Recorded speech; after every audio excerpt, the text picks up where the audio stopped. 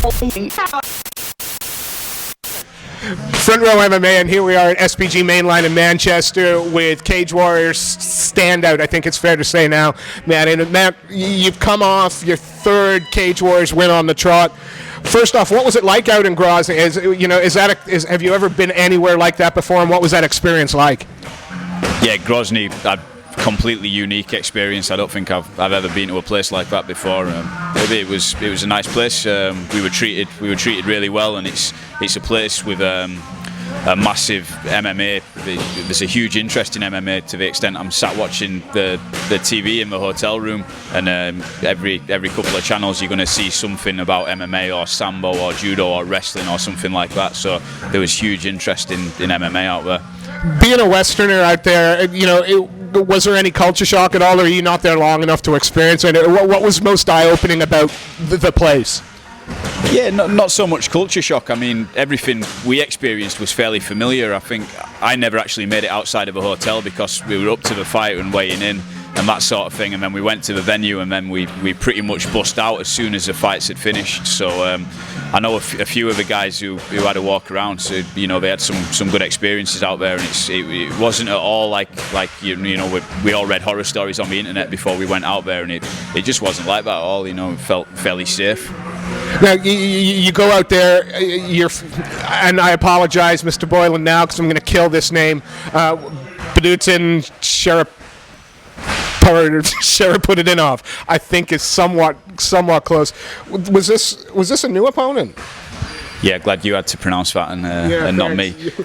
Originally, I was meant to fight someone with a more pronounceable name called Eldar Eldarov, who was also from Dagestan, so the same team as Begaudin was from, as I understand. But he had to pull out with sort of a week to go to the show with a rib injury, and his teammate stepped in. But I think, as it turned out, as the fight went on, he might have been the better fighter than his teammate, maybe. And, he gave me a tough time in there. The first round was a tough round. I think you got a nasty cut on, and he came to bring it. First off, was there any way at all you weren't going to take this fight with a new opponent? Because it must be really hard to scout out some of these Eastern Europeans, these Russian guys, and you're not really sure what they're coming to the table with. Did that ever enter your head? No, I mean, I got the offer of another opponent, and it's I was going to Chechyna to fight someone, whoever it was. They could have said anyone. I was sold on that flight. They could have put anyone in. I'd have done that fight. Going into the fight itself, we were only, I think, 4 weeks off a fight with Mohsen Bahari at 57, and I'd actually picked up a shoulder injury in that time. So going into that fight, I didn't have my jab either. So we kind of went in to feel the fight out, but then I ended up just brawling with him because I couldn't really hold him off, and he came to fight in that first round, and I think he was throwing everything at me. Well, what did the corner tell? Did the corner give you any specific advice in between the first and second? Because it seemed, I don't know. I mean, it seemed to all click for you in the second. Yeah, I felt like the way he was coming in that first round, he couldn't have sustained that pace. So I think when after the cut, when I'd made it through the first round and I got back to the corner, and Carl said to me, look, you chop away at his legs a bit, just try and hold him off, keep him away. But I definitely felt him starting to slow down in that second round. And originally in the first round, when I tried to tie clinch him, he just lit me up with punches, and then in the second round he didn't do that, and he started trying to work more of a takedown orientated game, and I think that's when the tide started to turn, really. I mean, yeah, it's two great finishes on the trot now. You had super fast submission and the Cage Warriors and in Liverpool, and a great finish here. You fought 4 times this year, I think it's fair to say. There's still a few months left. Can we expect to see you in the cage soon? Yeah, I'll be back soon. I might even get 2 in before the year's out. Is there something you can't tell? Have you been signed? Is there another Cage Warriors fight in the imminent future? There will be another Cage Warriors fight soon because I've a 5-fight exclusive deal with them, so I've definitely got another fight with Cage Warriors, and hopefully the way things are going at the minute, I'd keep fighting for Cage Warriors for a long time.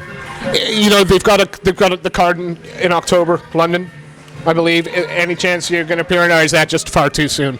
that could be too soon. I'm out of training at the minute. I'm still recovering from the cut on my eye and a few other things. But I'll be training with Aaron Wilkinson, my teammates, fighting on that card against Bolo Romioli, so I'll be training with him up to that. So I'll be fight fit by October definitely. But it's up to the management, wherever they want to send me or whoever they want me to fight, I'll go there. The Cage Warriors have a pretty stacked welterweight division. I think it's fair to say. Stacked is probably a bit of an understatement. How long before you figure you're in a place where you're challenging for that title? Again, the division is ridiculous, and I still don't think I'm anywhere near the top of that division, to be honest. You look in the division, there's so many good guys. Also, you've got an SBG guy who holds the title at the minute, so the title's not even in my sights. I just want to keep fighting and keep putting on good shows, fight regularly, and hopefully, put on good fights. It seems to me one of the things you bring to every fight, one of the brings, and you even bring it to your interviews here, is you really enjoy getting in there and competing. Where did that come? Where did that sort of ambition and drive come from? I've got no idea, to be honest. I've always have done. I think even when I started out at 17 years old, I was just constantly pestering my coach back then to put me into fights. And Carl will probably tell you the same now. If anyone comes into the gym and offers me a fight in a week's time, I'll probably take it. I just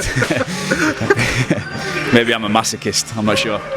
We'll set something up for you and Clay a little bit later. He's looking for a fight all the time. You talked about SPG. You've mentioned Carl. You've mentioned.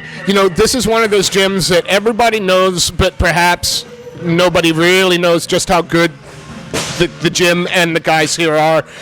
And now SPG is starting to become a much more, I guess, mainstream name in the UK MMA community.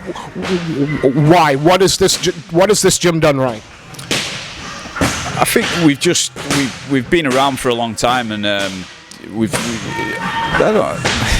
just put just keep putting fighters through, really. And I think we've always had maybe a smaller team than some other places, but we always put through quality fighters, and we always put through quality fighters in good fights as well. You'll never see a lot of our guys who are pros. They're not taking fights against muppets and getting easy wins.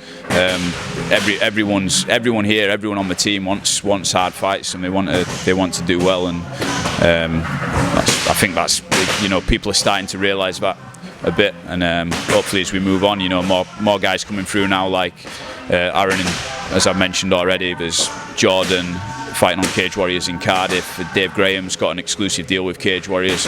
You're going to start seeing more of our guys in things like Cage Warriors and hopefully the UFC as well. Before we let you go, and I thank you ever so much for taking some time on a training day to talk to us. Two things. First, if people want to find out more about SPG, because I know you're one of the coaches here as well, how do they go about doing that?